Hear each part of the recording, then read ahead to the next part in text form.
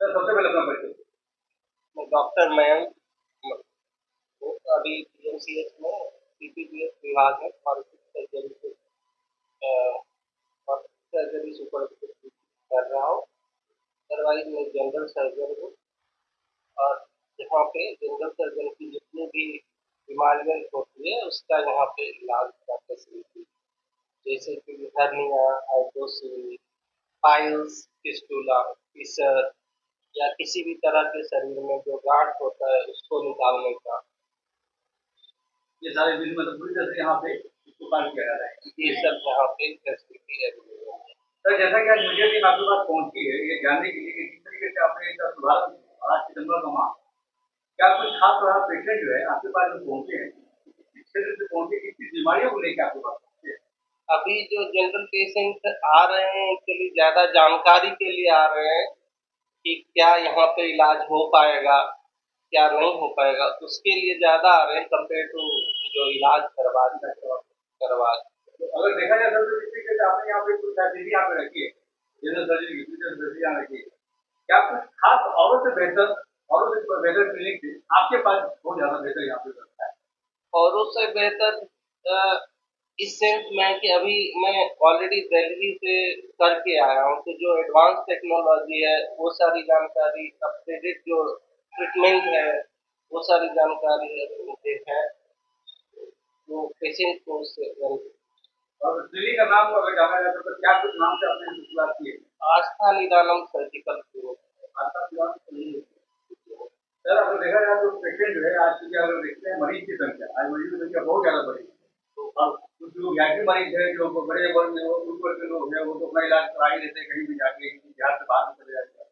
आपके पास गरीब मरीज अभी पहुंचते हैं, क्या कुछ आपने उनके लिए योजना रखा है?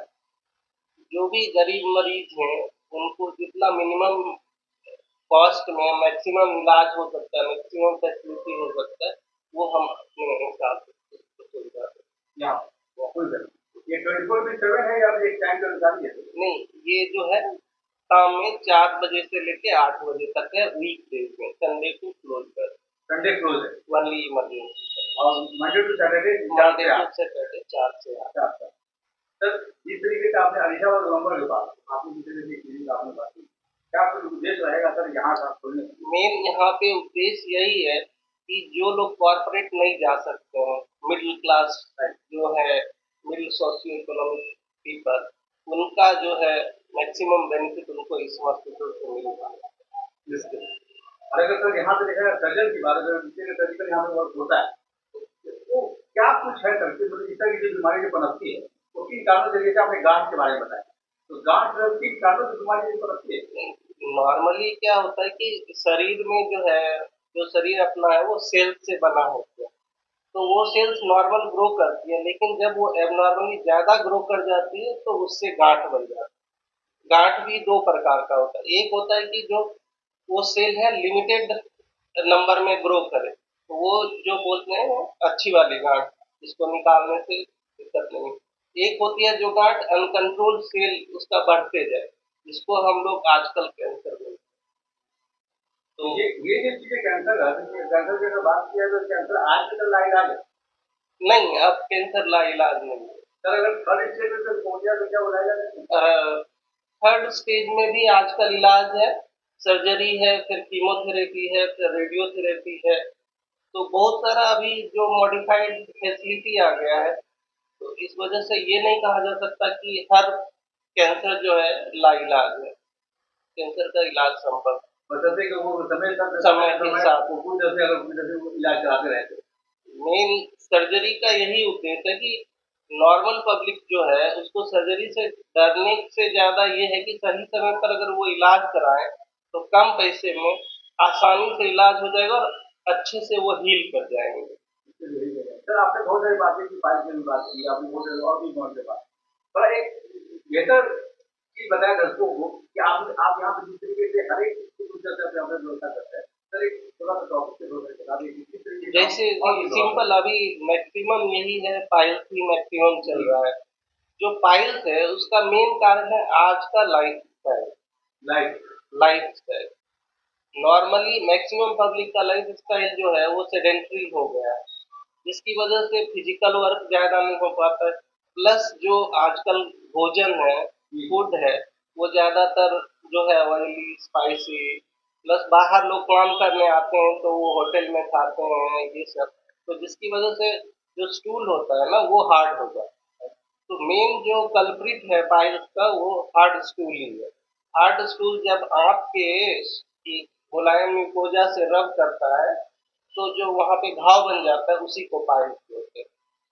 तो मेन इलाज उसका यही है कि अपना लाइफस्टाइल चेंज किया जाए, जैसे कि खाने में सलाद सब ज़्यादा खाएं, पानी एडिक्वेट लें, दिन में कम से कम 3 से 3.5 लीटर पानी लें, और जितना हो non veg, oily, spicy food वो सब कम खाएं। मतलब आज का जो समय जो दौर चल रहा है तो पूरी स्पाइसी दौर चल रहा है। हाँ, शाम होते ही यहाँ पे संध्या होते ही यहाँ पे सुबह हो जाती है तो यहाँ पे मेला लगना शुरू हो जाता है। तो इसी वजह से इसका जो है फ्रीक्वेंसी भी बढ़ गया है बीमारी मरीजों की संख्या भी बढ़ गई। मरीजों की संख्या।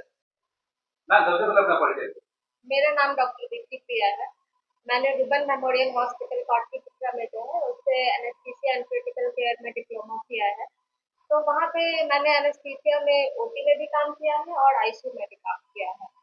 तो हमारा मेन जो मोटिव है यहाँ पे कि अभी तो हम फिलहाल बहुत स्मॉल स्केल पे शुरू किए हैं, क्योंकि अभी हमारे क्लिनिक का इनॉग्रेशन का 1 मंथ भी नहीं हुआ है।